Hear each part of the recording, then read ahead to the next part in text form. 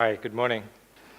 Nima, first of all, thanks for inviting me, and congratulations on 25th years, and it's really delighted to be here. So Nima spoke to me about talking a little bit about digital experience, how the customer experience is changing with the digital. So what I want to share with you today is a little bit about some of our experience working with global 500, Fortune 500 customers and startups, and how they are embracing digital to drive customer experience at scale. Right? So obviously you can't start customer experience without talking about the customer, right? Consumer. Who is your new consumer? Roshani talked about millennials, and by year 2025, 75% of world population will be millennials. That means your majority of your workforce will be millennial, and your majority of your consumers will be millennial. Now, are they really different? Do you really need to take a different approach to dealing with them? I think the answer is yes, right? If you think about how they communicate, how they travel, how they eat, how they share, and a lot of things are fundamentally different to the way that some of the older generation, which is the larger older generation, baby boomers used to do, where most businesses are fundamentally geared to driving baby boomers, right? So if millennials are challenging some of the fundamental beliefs around some basics, any industry, whether you are in travel, whether you are in tourism, entertainment, education, healthcare, that all have to fundamentally change to be able to cater for this millennial consumer. Here are some stats. What make them tick? If you look at, interestingly, 86% of millennials are willing to pay more for a better customer experience. And if you look at in the middle, and they are also willing to give up data and give whatever the information that you need to be able to give them a targeted, specific, individualized experience for them. And if you don't, what you can't see at the bottom, 78% will also walk out of your business if you don't really cater for that, right? And so how do you really scale customer experience? How do you really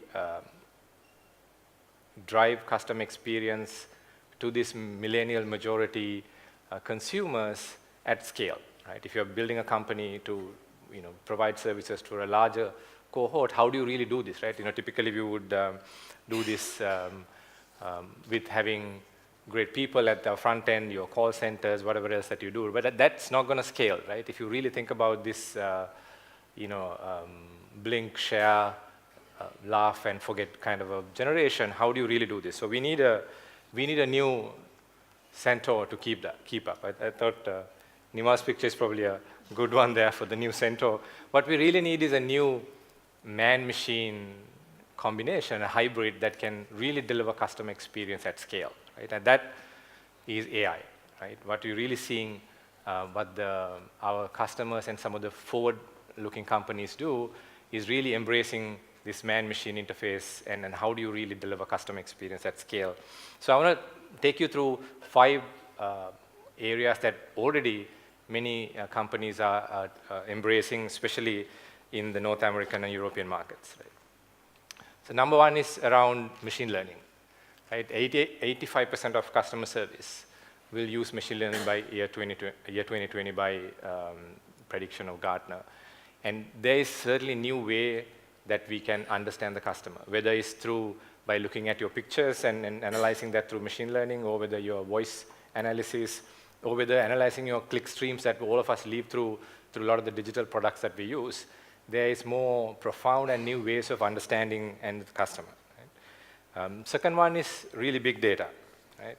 And if you look at number of data that we create in a given day, it's 23 trillion gigabytes of data. Just to put that into perspective, that's like if you take, I forget the name of the episode, but if you take a large episode of some 1-hour episode which is full in HD, if you download, so Game of Thrones, if you think about Game of Thrones in full HD, right? If you download that, it's like downloading Game of Thrones in full HD by everybody in the planet 60 times a day will be 23 trillion gigabytes of data. So that's how much data that you create, right? It's largely driven by what is called the digital halos, which is the footprints that we all leave behind consuming digital products, and digital twins of the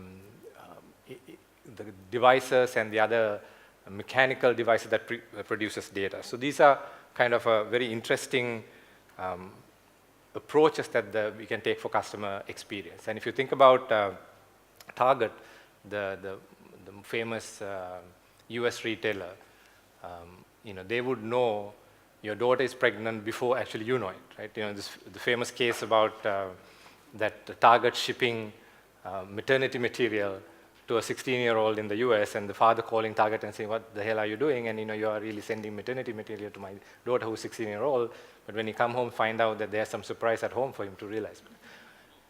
Through the big data, Target understand what's going on in the consumers. And if you look at Spotify, for example, by looking at simply 3 songs that you like, they can tell you your likes, dislikes, your age, your food preferences, your wine preferences, and a whole heap of stuff, right? So big data is already being used significantly. The next big trend is the augmented reality and virtual reality. It's supposed to get to about 1 billion users by year 2020. It's already happening in the luxury brands. And Nimal, if you're buying your next Ferrari, you can go and really sit in front of the Ferrari and really do full customization right in front of the vehicle. So a lot of the luxury brands are already adopting AR and VR, and we'll see that as a way to scale, right? The next one is bots and natural language processing. NLP is really come of age now. Machines can really understand what you're saying and also to be able to mimic a human being, right? If you look at year 2025, the Gartner prediction is that 25% of all your customer services will use machine language. And if you look at some of the things that Chinese are doing, there's one of the Chinese researchers have built a bot that you can actually score better than a human being on a dating site, right? So if you want a date, you should really consult a bot.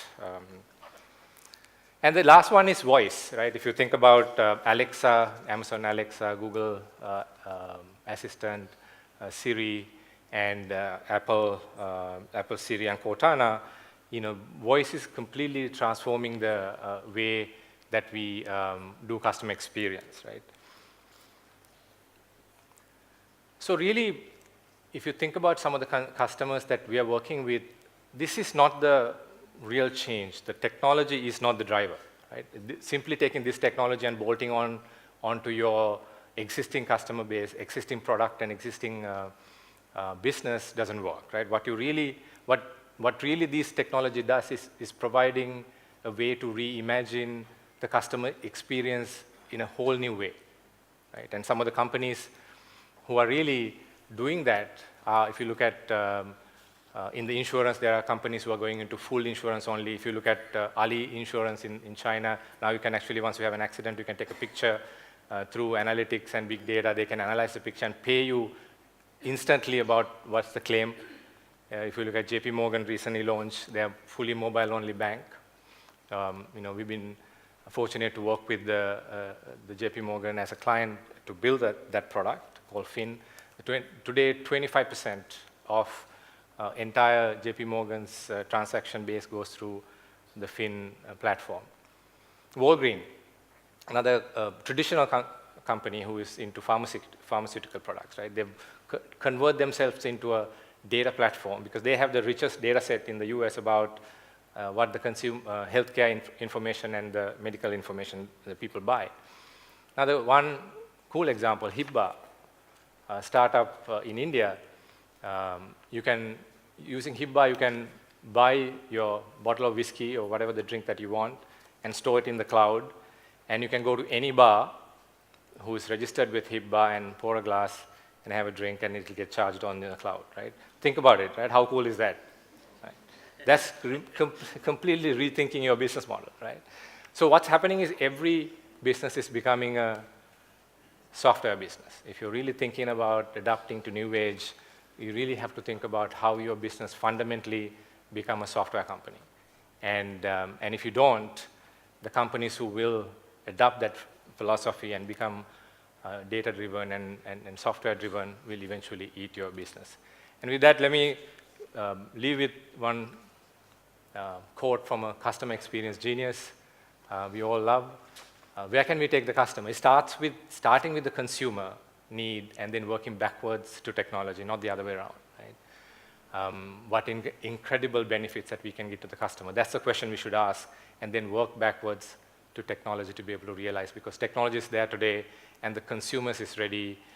It's really about businesses taking advantage of and really rethinking their business to become a software business. Thank you.